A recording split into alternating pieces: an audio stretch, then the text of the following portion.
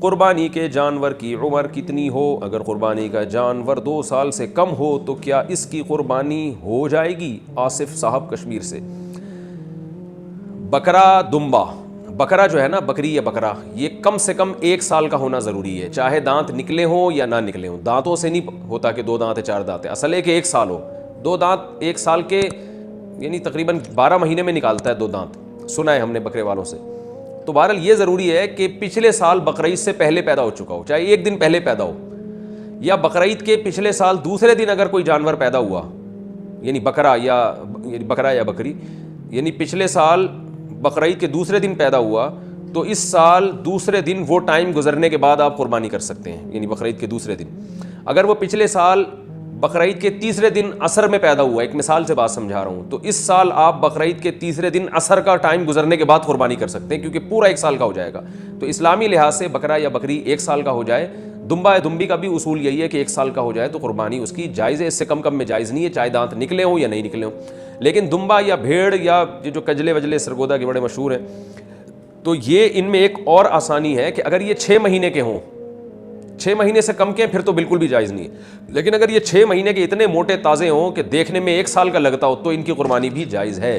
یعنی دمبا اور بھیڑ میں یہ ہے کہ 6 مہینے کا بھی اگر ہے اور موٹا تازہ ہے اور دیکھنے میں سال بھر کا لگ رہا ہے تو اس کی بھی قربانی کر سکتے ہیں آپ۔ اور باقی بیل، بچھڑا، گائے وغیرہ، بھینس وغیرہ، اس میں کم سے کم 2 سال کا ہونا ضروری ہے، یعنی وہ پچھلے سال والی بقرعید سے پہلے پیدا ہو چکا ہو۔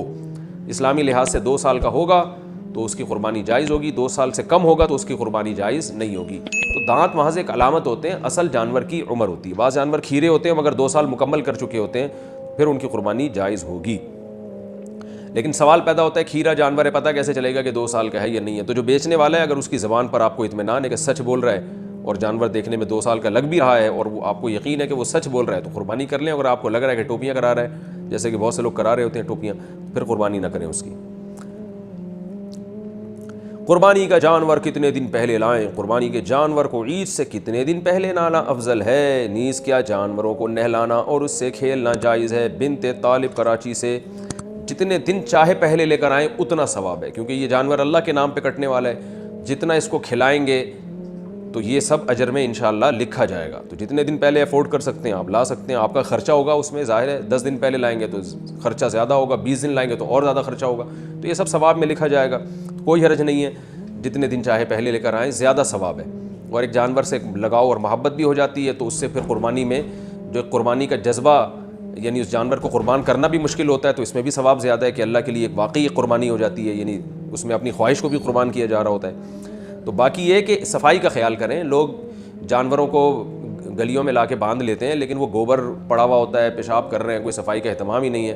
تو صفائی نصف ایمان ہے۔ نبی صلی اللہ علیہ وسلم نے فرمایا کہ ایمان کا سب سے آخری درجہ یہ ہے کہ راستے میں تکلیف دہ چیز کو نہ پھینکا جائے، تکلیف دہ چیز کو اٹھا لیا جائے۔ تو تکلیف دہ چیز اگر پڑی ہوئی ہے اور آپ اس کو نہیں اٹھاتے تو ایمان کے آخری درجے پہ بھی نہیں ہے۔ تو آپ سوچیں وہ شخص کیسے مومن ہوگا جو راستے میں تکلیف دہ چیزوں کو پھینکے باقاعدہ۔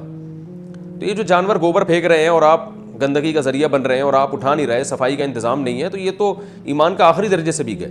تو قربانی کا جانور جتنے دن چاہیں پہلے لائیں اتنا ثواب ہے، لیکن گلیوں میں اور جگہوں پہ گندگی سے بچنے کا اہتمام کریں، اس کی صفائی ستھرائی کا اہتمام بہت زیادہ ہونا چاہیے۔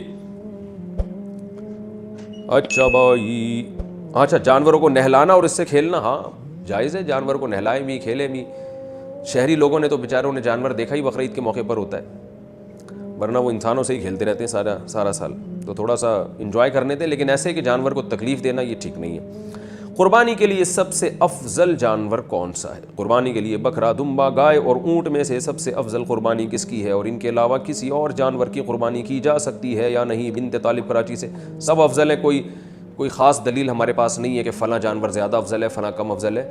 جو موقع ملے آپ کو، جس کا گوشت آپ شوق سے کھاتے ہیں وہ والا جانور ذبح کرنا افضل ہے، کیونکہ تاکہ گوشت ضائع نہ ہو۔ اور عید کے دن جو اللہ کی طرف سے ضیافت ہے، مہمانی کا، میزبانی کا، جو اللہ میزبان بنے ہوئے ہیں، اور تبھی عید کے دن روزہ رکھنا حرام ہے کہ اللہ کی طرف سے ایک مہمانی ہو رہی ہے، ایک کھلایا جا رہا ہے، تو وہی گوشت، وہی جانور قربان کریں جس کا گوشت آپ زیادہ شوق سے کھا سکتے ہو، یہ زیادہ افضل ہے۔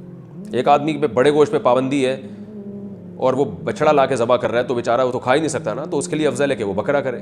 کوئٹہ کے ہمارے جو پٹھان دوست ہیں وہ دمبے شوق سے پھوڑتے ہیں کیونکہ وہاں کا موسم خشک موسم ہے, اس میں دمبے میں چربی میں بڑی لذت ہے, تو ان کے لیے دمبا پھوڑنا, یعنی دمبا پھوڑنے سے مراد دمبا ذبح کر کے اس کو پھوڑنا, یہ زیادہ افضل ہے.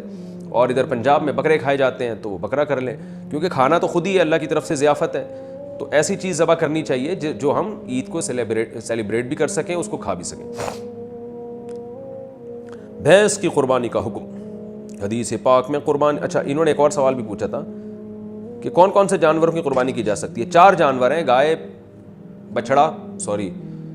ہے اور بکری ہے, دمبا اور اونٹ, بس بھینس بھی اسی میں داخل ہے. اگلا سوال ہے بھینس کی قربانی کا حکم. حدیث پاک میں قربانی کے لیے کون سے جانوروں کا ذکر آیا؟ کچھ لوگ کہتے ہیں کہ بھینس کی قربانی نہیں کرنی چاہیے کیونکہ حدیث میں اس کا ذکر نہیں. اس بارے میں رہنمائی فرمائے محمد رفیق گلگت سے. بھینس کا اگر سے حدیث میں صراحتاً ذکر نہیں ہے, لیکن پوری امت کا, تمام فقہا کا اس پر اجماع ہے کہ بھینس بحکم گائے ہی ہے قربانی کے معاملے میں. تو بھینس کا حکم وہی ہے جو گائے اور بیل کا حکم ہے. تو بھینسے کی قربانی بھی جائز ہے بلا کراہت, اور بھینس کی قربانی بھی بلا کراہت جائز ہے. یہ اجماع امت سے ثابت ہے. اجماع امت بذات خود ایک مستقل دلیل ہے. ایک ہی جانور میں قربانی اور عقیقہ کر سکتے ہیں کیا؟ ایک ہی جانور میں قربانی اور بچے کا عقیقہ کر سکتے ہیں؟ سیف انصاری انڈیا سے. جی بالکل کر سکتے ہیں, اس کے ناجائز ہونے کی کوئی دلیل نہیں, کیونکہ دونوں میں عبادت کی نیت ہے. ایک ہی جانور بطور قربت کے ذبح ہو رہا ہے, یعنی بطور عبادت کے ذبح ہو رہا ہے. فقہاء نے لکھا ہے کہ اگر ایک آدمی صرف گوشت کی نیت کرتا ہے, قربانی کی نیت نہیں کرتا, اور دوسرا اسی گائے میں قربانی کی نیت کرتا ہے, پھر کسی کی بھی قربانی نہیں ہوگی, کیونکہ جانور پر جب چھری چلے گی تو وہ اس میں فرق نہیں ہو سکتا کہ یہ بطور عبادت کٹ رہا ہے یا گوشت کے لیے کٹ رہا ہے.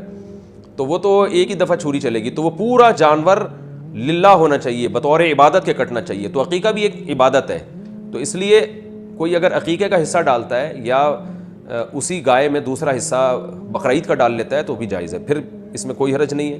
تو خلاصہ یہ نکلا کہ ایک ہی گائے میں آپ اپنے بچوں کا عقیقہ بھی کر سکتے ہیں اور اسی میں قربانی کے حصے بھی ڈال سکتے ہیں آپ. کیا قربانی کی رقم دینے سے قربانی ہو جائے گی؟ اگر کوئی بہت غریب آدمی ہے تو کیا اپنی قربانی کی رقم اس کو دینے سے واجب قربانی ذمے سے ادا ہو جائے گی یا قربانی ہی کرنا ضروری ہے؟ محمد تسلیم اختر انڈیا سے. جی نہیں, غریب کی مدد کرنے سے قربانی کا فریضہ ادا نہیں ہوگا. غریب کی مدد کرنا ایک مستقل الگ عبادت ہے, وہ بھی کرنی چاہیے, اور بقرعید کے 3 دنوں میں جانور ہی کاٹنے سے قربانی کا فریضہ ادا ہوگا, غریب کی مدد کرنے سے ادا نہیں ہوگا. اگر آپ کو مدد غریب کی کرنی ہے تو جانور کاٹ کے بقرعید کے 3 دنوں میں اس کے گوشت سے آپ مدد کر لیں, تو قربانی کا فریضہ بھی ادا ہو جائے گا اور صدقے کا ثواب بھی مل جائے گا. لیکن بقرعید کے 3 دن گزرنے کے بعد پھر پیسے دینا افضل ہے, پھر جانور کاٹنا کوئی عبادت نہیں ہے. زیادہ قربانی افضل ہے یا ایک قربانی کر کے صدقہ و خیرات کرنا؟ اگر کوئی شخص ایک واجب قربانی کرتا ہے, باقی نفلی قربانی کے بجائے غریبوں کی نقد یا مالی مدد کرے تو ثواب کون سی صورت میں زیادہ ہوگا؟ ایوب کراچی سے. دیکھیں, دونوں ثوابوں کی نوعیت الگ ہے. ایک آدمی ایک قربانی کرتا ہے, باقی پیسوں سے غریبوں کی مدد کرتا ہے, تو قربانی کا تو ثواب ایک قربانی کا ملے گا, باقی صدقے کا ثواب ملے گا.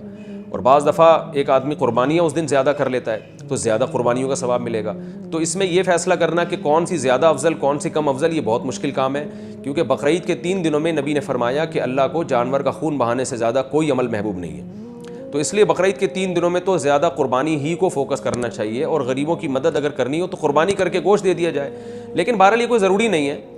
اگر کوئی ایک جانور ذبح کرتا ہے, باقی پیسے وہ غریبوں میں بانٹ دیتا ہے تو بھی ثواب ہے. تو حالات کی سچویشن کے لحاظ سے بھی ثواب میں فرق پڑتا ہے. اگر کوئی غریب بہت زیادہ ہے, محتاج ہے, اور آپ سمجھتے ہیں اس کو پیسوں کی ضرورت ہے, تو آپ پھر ایک قربانی کر لیں, باقی پھر اس کو پیسے دے دیں, کیونکہ اس کی ضرورت بھی بہرحال امپورٹنٹ چیز ہے. لیکن اگر کوئی بہت زیادہ ضرورت مند آپ کے سامنے فی الحال موجود نہیں ہے تو پھر قربانی کو فوکس کریں. تو ہر ایک کے حالات مختلف ہوتے ہیں. آپ کے پڑوس میں, محلے میں کوئی بہت زیادہ غریب ہے, وہ اس کو تو راشن چاہیے, تو پھر ایک قربانی کریں, پھر باقی غریب کی مدد کر لیں. لیکن کوئی ایسا شدید ضرورت مند نہیں ہے تو پھر قربانی کو فوکس کریں. تو یہ ہر آدمی خود فیصلہ کرے گا کہ اس نے ایک قربانی کے بعد زیادہ پھر قربانی ہی کرنی ہے یا غریبوں کی مدد باقی پیسوں سے کرنی ہے. البتہ ایک حصہ قربانی کا بہرحال کرنا ہے تاکہ اس دن قربانی کا ثواب مل سکے اور قربانی کی سنت پوری ہو سکے. قربانی نہ کرنے کی کیا وعید ہے؟ اگر صاحب نصاب قربانی نہ کرے تو اس کے لیے کیا حکم ہے؟ ابراہیم حائل.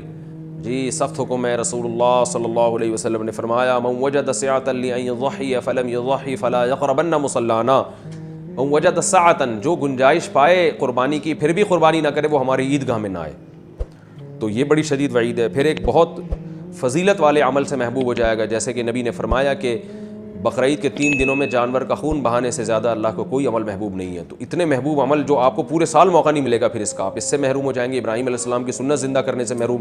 پھر قربانی کر کے گوشت کھانا, یہ خود ایک سنت عمل ہے. آپ اس اللہ کے نام پہ آپ نے جو جانور قربان کیا اس کے مبارک گوشت سے آپ محروم ہو جائیں گے. بہت ساری چیزیں, بہت ساری نعمتوں سے آپ محروم ہو جائیں گے.